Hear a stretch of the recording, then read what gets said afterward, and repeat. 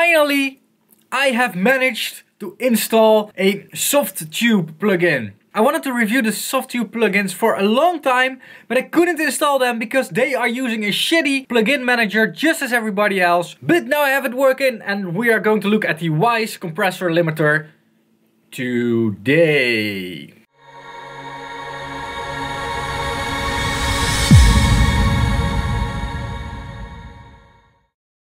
Now, let's look at their website. So, Softube, we're being greeted by a great smile. Yeah. The name Wwise is synonymous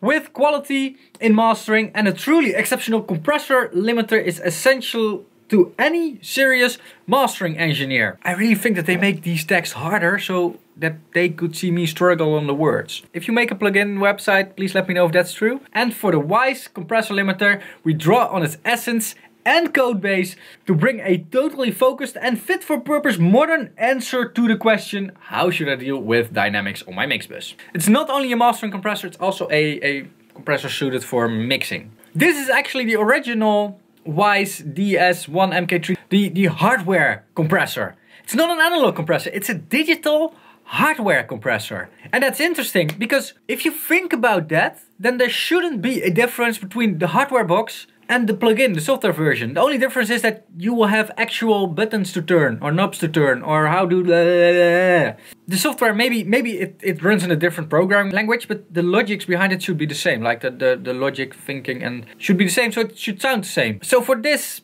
plugin I cannot really test it, but we can at least run through the plugin and I can explain you what this thing is on about because it's a very advanced limiter. And the track that we are going to compress today is a track called Sandstorm by an artist called Darude.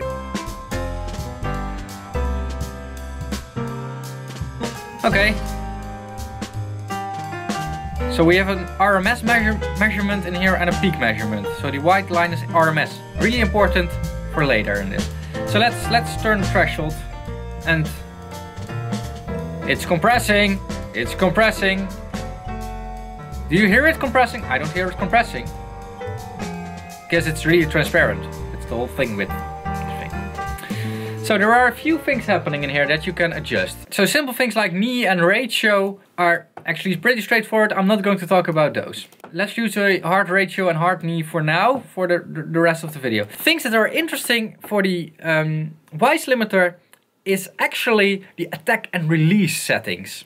So first of all, attack, you can set the attack setting to 2 microseconds. So that's 0.02 milliseconds, which is really fast and is actually enough to catch one sample at 48 kilohertz. I think just out of the top of my head. It's a really fast transient catching. As you can see here, really catches every transient. There's also a look ahead in here, but they call it preview. So you can say how far it should look ahead.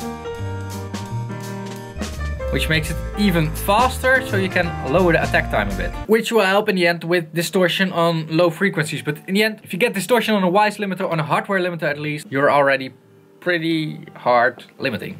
So this is interesting of course, but more interesting is the release. Because Wwise actually uses several release times to make it easier. No. It's really difficult to explain this one, and it's not really about knowing what it exactly is doing, but knowing what you can do with it.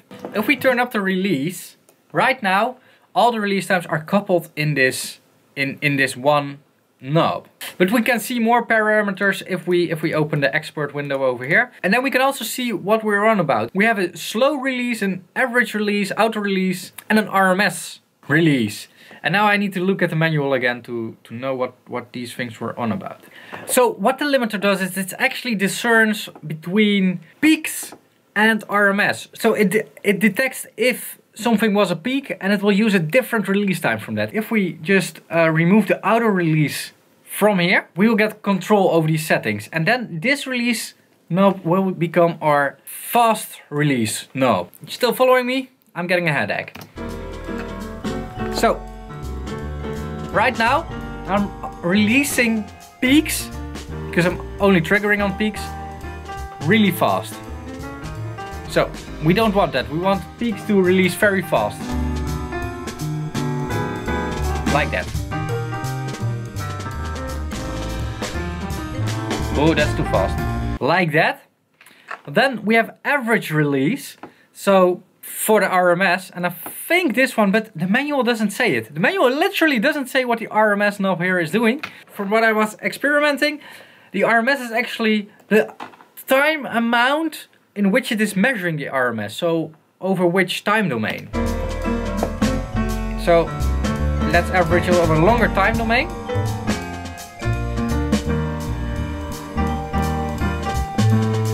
Like that. And now we can say like, okay, so if there is a thing that's slowly coming up, there's another peak, we also want the release to be slow. We can release it in 500 milliseconds. And then there's another release, which is release slow. So we have 3 releases, and the manual is not really clear about that as well. But the release slow is actually the last part of the release, as far as the manual is saying this. But again, at least if you're making an expensive plugin, include a good manual with it. And I'm not known for reading manuals.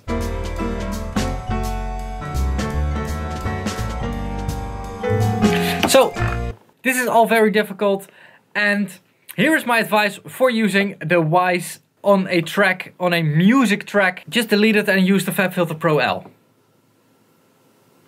On a more serious note, use the auto release and don't look a lot at the expert parameters, because in the end we're not experts, we're just musicians and it's all about the feel of the music. I've been playing with this thing a few days. Every time I use this thing on expert mode, I'm completely losing my feel of the music, my inspiration, I'm losing everything. It becomes very technical, I get a headache and I walk out of the studio being depressed. And maybe I'm a bit exaggerating, but in the end, there are a lot of settings, and this limiter is not only meant for music, but also for like Hollywood productions, like movie productions, where there is a lot of level difference, where you want the limiter to have multiple release settings. But in music, just let the limiter handle it. It's perfectly fine on default. So, is the Wwise compressor limiter worth it? It's $300 to plug in. But the original unit sells for almost $9,000 on Vintage King. And using this limiter, in terms of what I was hearing, it's super close to the original. Like I actually think they use the same algorithms, and I actually for once think that there isn't a difference between the hardware unit and the software unit for this one. So I really recommend, if you want to use a Wwise unit and make a wise choice, use the Softube one. And if you still want to turn buttons, well, there is a console thing from Softube, which should be compatible with the Wwise, but I don't have that thing.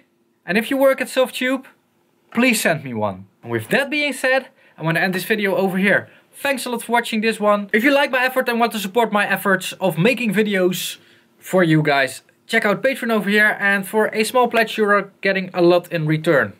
At least I think it's a lot. So check it out over here. Also, you can support me in a different way by keep watching my videos. Don't forget to like, subscribe, comment and all that good stuff. See you guys again in the next video. Bye bye.